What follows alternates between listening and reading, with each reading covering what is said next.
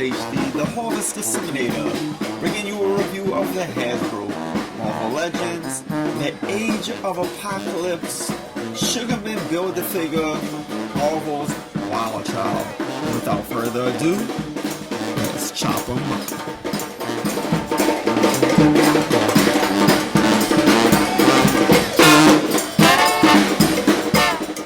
Taking a look at the packaging, you will have the X-Men insignia down here at the bottom. Of course, it's presented in the Age of Apocalypse font. You will have the Age of Apocalypse insignia here up top. Of course, you can see this is the Sugarman wave right here. He looks good here in the window. This appears to be the back of Sugarman right here. On the side, you're going to have this really cool artwork with Wild Child presented artistically here with Apocalypse's face up top. You will have a product shot of the figure on the back with a short one-line biography. You will have the Sugarman Build-A-Figure. In this wave, we get Jean Grey, X-Man, Sunfire, Wild Child, of course, Weapon X, Morph, and Dark Beast. I look forward to getting all of the figures in the wave. You will have that artwork on both sides of the box. At the bottom, you will have the barcode. And let's get this dude out of the box now and see exactly what he's all about. And here is Wild Child out of the box. And out of the box so far, he is looking pretty decent. I'm not sure if this was the best body mold for Wild Child. We'll get into that a little bit more deeply when we analyze the figure. It is the Spider-Man, I believe the Pizza Spider-Man body mold. Perhaps he could have been a little bit smaller, because in the comic book he is a bit smaller, but again, we will get into that. But for what it is, the Pizza Spider-Man body mold is very articulated. You can get him into some neat poses, so perhaps it was a good choice. We will look at the comic book portrayal of the figure and see how he lines up. So let's do that by first taking a look at his accessories. First, let us look at his Build-A-Figure piece. This appears to be Sugarman's back, and I believe that's what it is. So this is going to port right back into the piece that comes with Jean Grey, I believe. So, yeah, man, for what this is so far, it looks good, man. You have this sculpted in hair on the back, but we will analyze the figure a little bit more closely when we build him. For now, let us look at Wild Child's accessory, and of course, he comes with a chain, because Sabretooth holds this guy on a chain. It's almost like his feral pet. And that's how Wild Child's portrayed in the Age of Apocalypse storyline. He can't really speak. He's unintelligible in a way. So yes, man, all I can do, being that we got this, is believe that we will get an Age of Apocalypse Sabretooth. Perhaps there'll be another wave. But this, of course, there's no bendy wire. You stretch this, it just comes right back into place, y'all. This is sculpted in this little circle right here, so you really can't get that out unless you cut it somehow. So the plastic is swirled. You have a link right there that assists with that swirl right there. So yeah, for what the chain is, it's cool, man. And there's a clip right here, if you could see that. And what that's going to do is clip into his harness here, his collar here. You can see the little hole right there in his collar, y'all. So that's just going to clip right on in there. And let's get it in there. There we go. And so it's in. And so now you can just kind of move it up and down or whatnot. Maybe you can hang him from it, but I'm not at a good angle with the camera right now. So yeah, man, and Sabretooth basically holds the chain here on this guy. So yeah, and that just ports out real easy. It's just this little pliable piece of plastic right here. So yeah, you know, it's not the most impressive chain in the world, but it works. And yeah, it looks decent, man.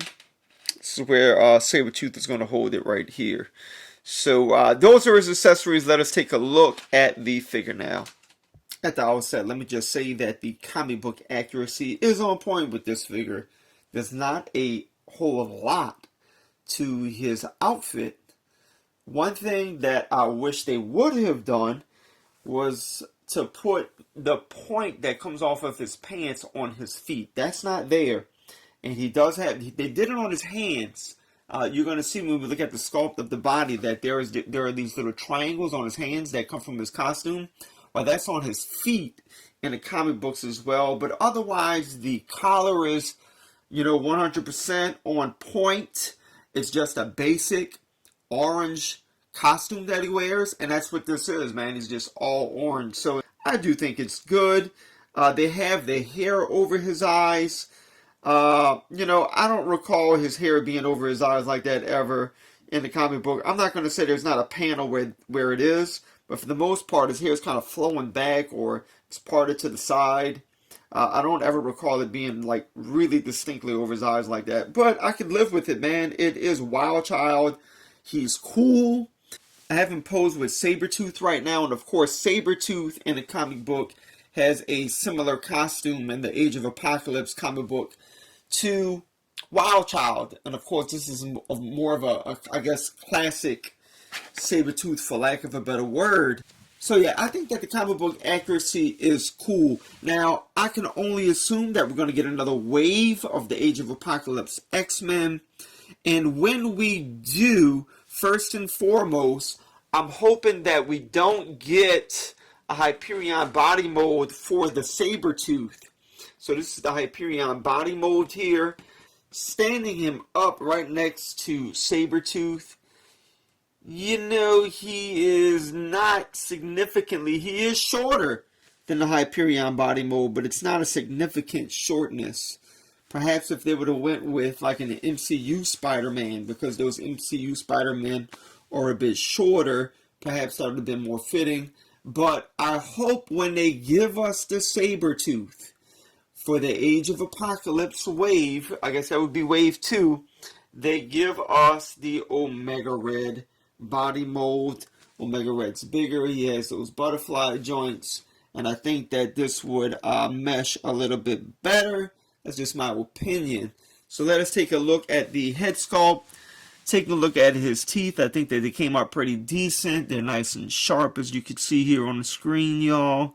I think that looks pretty good. His eyes are going to be white. As you can see, the head and the hair is sculpted pretty nicely. It does flow to the back, like the comic books, for the back part of his hair.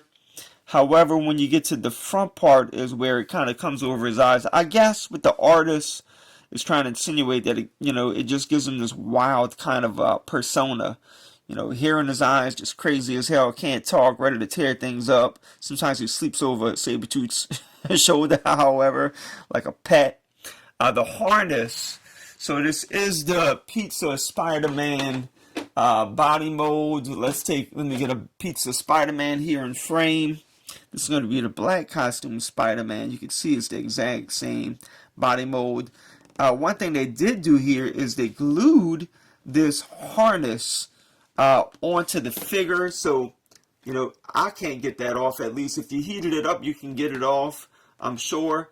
So that's cool that they actually glued this on, because with some of the X-Men, you have these floating, bands that go around their thigh and they're always falling. So they glued something, and I like it.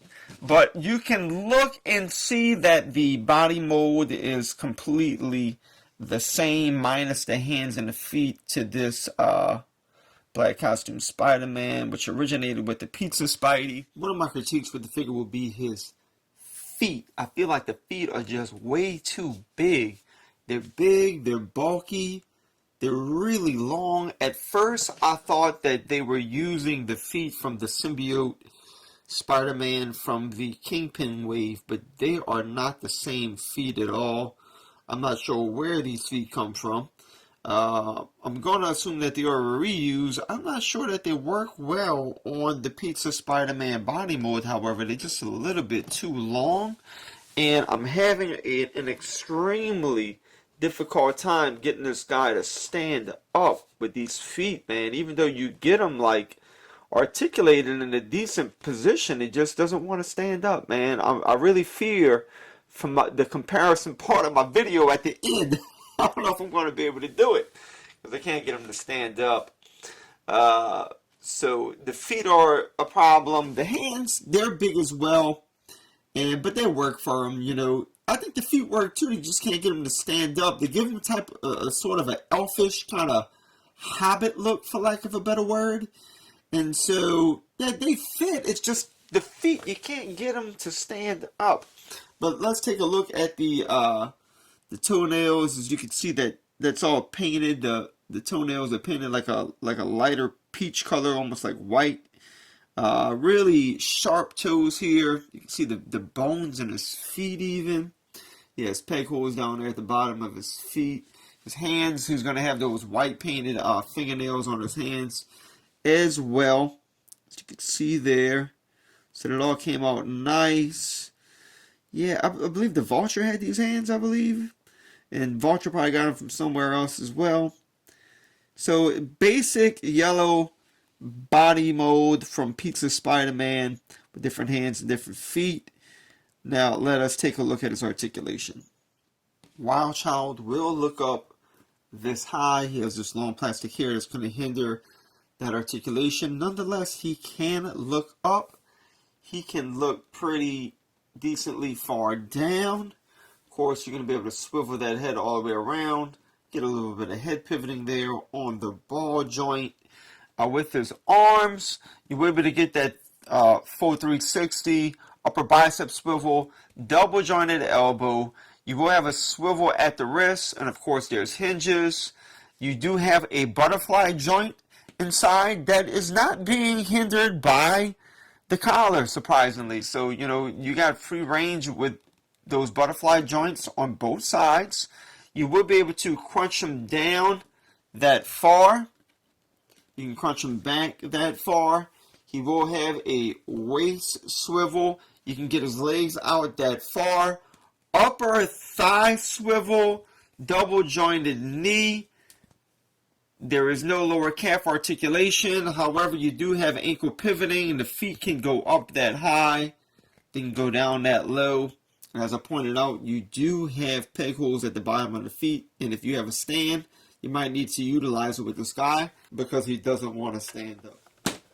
And while he's still standing and not falling, he's going to stand in at right about 6.5 inches. One quick comparison before he falls down. What I would like to see in the next wave is an Age of Apocalypse Gambit and an Age of Apocalypse Rogue. There were two X-Men with title comic books in the Age of Apocalypse event. One of them being X-Man, which we get in his action figure in this wave. The other one being Gambit in the externals. Gambit had his own title comic book in the Age of Apocalypse event. So please give my main man, New Orleans born superhero Remy LeBeau, an action figure in this line. That is my plea. Please let it happen. So in conclusion, y'all, I don't want to say that the Pizza Spider-Man buck does not work for this guy. It does. Perhaps they could have used a smaller body mold, however, like one of the MCU figures. Another thing, as I pointed out, are the feet. I can't get them to stand up. Perhaps it's just my figure. Maybe you'll have better luck with yours. I can't get the guy to stand up. He doesn't have the triangles coming from his outfit on his feet either, but he does have them on his hands. The head sculpt is beautiful. The collar is actually super glued onto the body. There are butterfly joints. He does come with an accessory, which is cool. So, you know, man, if you are a fan of the Age of Apocalypse storyline, which that's 1995, man. So, everything was cool back in the 90s with the X-Men. So it was a phenomenal story arc. And if you're a fan, you know, this figure is a must-have. He's cool. I just would have given him a smaller body, and I would have given him different feet. But the action figure is still fine as is. So thank you guys for watching the review. If you enjoyed it, go ahead and subscribe. Hit the notification bell, give the video a like.